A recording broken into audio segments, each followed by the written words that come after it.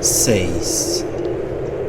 Mi querido Urugario, me encanta saber que la edad y profesión de tu cliente hacen posible, pero en modo alguno seguro, que sea llamado al servicio militar.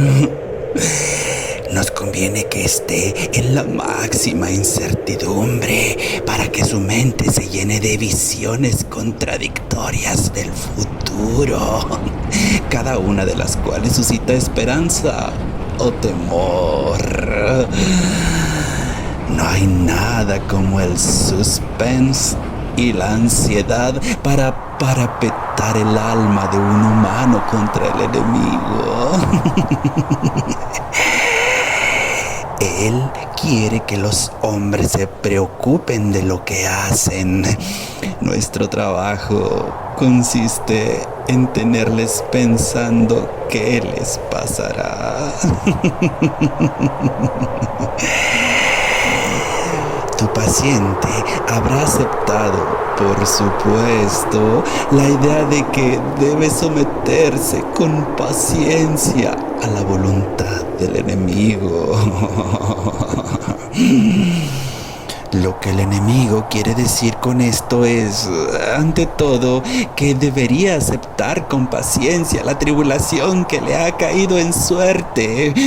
El suspense y la ansiedad actuales es sobre esto por lo que debe decir: hágase tu voluntad. Y para la tarea cotidiana de soportar esto, se le dará el pan cotidiano. Es asunto tuyo procurar que el paciente nunca piense en el temor presente como en su cruz, no, sino solo en las cosas de las que tiene miedo.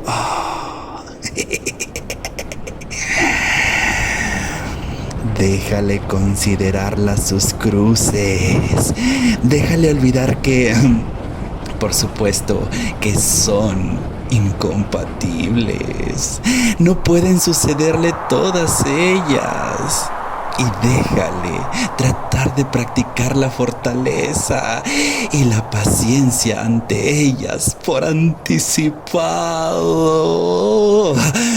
Porque la verdadera resignación, al mismo tiempo, ante una docena de diferentes e hipotéticos destinos, es casi imposible. Y el enemigo no ayuda demasiado a aquellos que tratan de alcanzarla. La resignación ante el sufrimiento presente y real, incluso cuando ese sufrimiento consiste en tener miedo, es mucho más fácil y suele recibir la ayuda de esta acción directa. Aquí actúa una importante ley espiritual.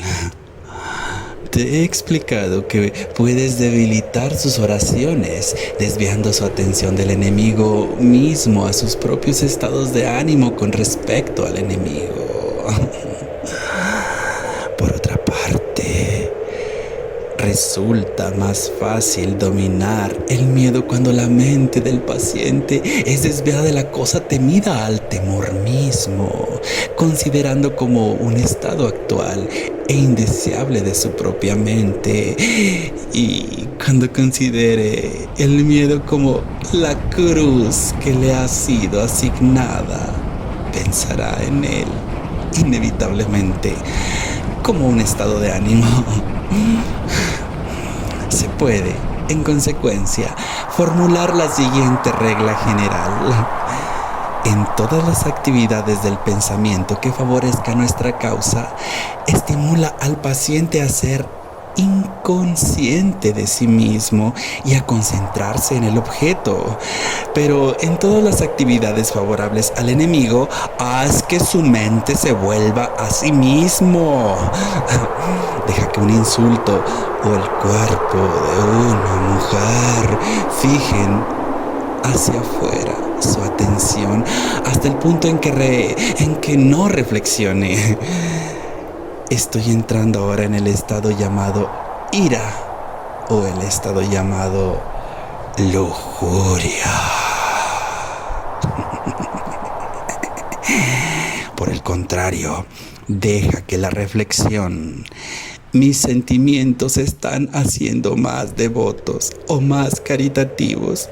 Fije su atención hacia adentro hasta tal punto que ya no mire más allá de sí mismo para ver a nuestro enemigo o a sus propios vecinos.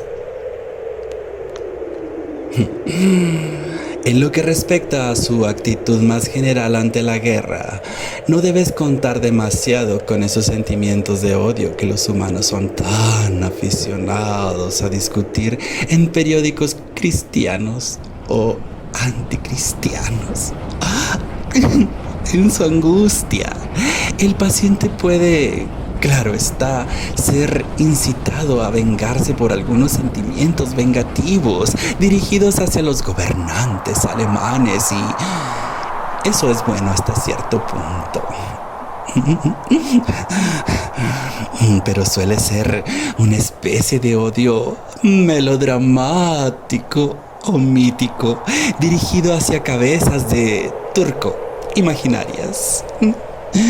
Nunca ha conocido a estas personas en la vida real. Son maniquíes modelados en lo que dicen los periódicos.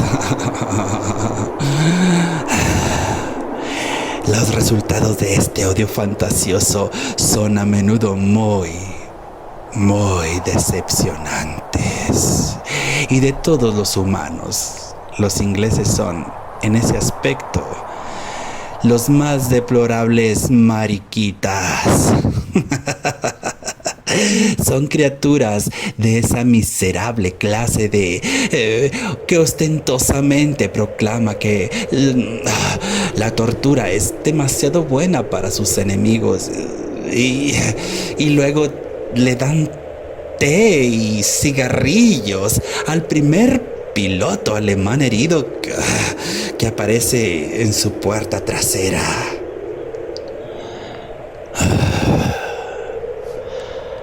Hagas lo que hagas, habrá cierta benevolencia, al igual que cierta malicia en el alma de tu paciente. Lo bueno es dirigir la malicia hacia sus vecinos inmediatos, a los que ve todos los días, y proyectar su benevolencia a la circunferencia remota, a gente que no conoce.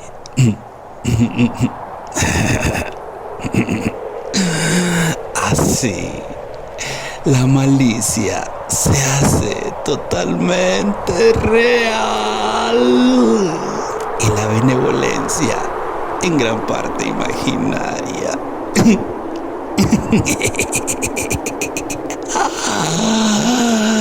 No sirve de nada inflamar su odio hacia los alemanes y al mismo tiempo un pernicioso hábito de caridad está desarrollándose entre él y su madre, su patrón y el hombre que conoce en el tren.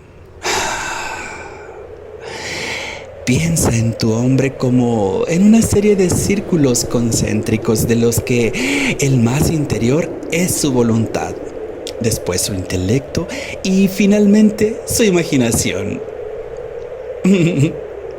Difícilmente puedes esperar al instante excluir de todos los círculos todo lo que huele al enemigo, pero debes estar empujando constantemente todas las virtudes hacia afuera hasta que estén finalmente situadas en el círculo de imaginación y todas las cualidades deseables hacia adentro, hacia el círculo de la voluntad.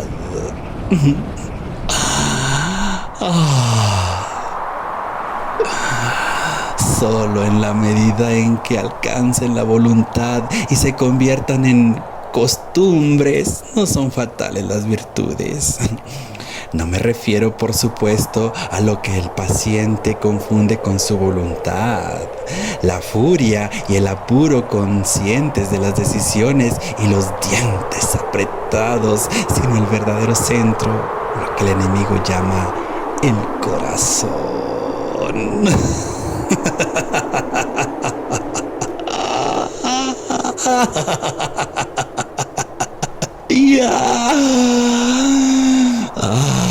Todo tipo de virtudes pintadas en la imaginación o aprobadas por el intelecto o incluso, en cierta medida, amadas y admiradas, no dejarán a un hombre fuera de la casa de nuestro Padre.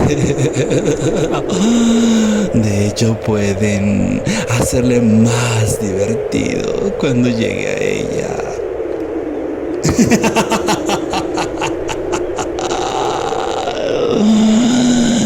Tu cariñoso tío Screwtapo.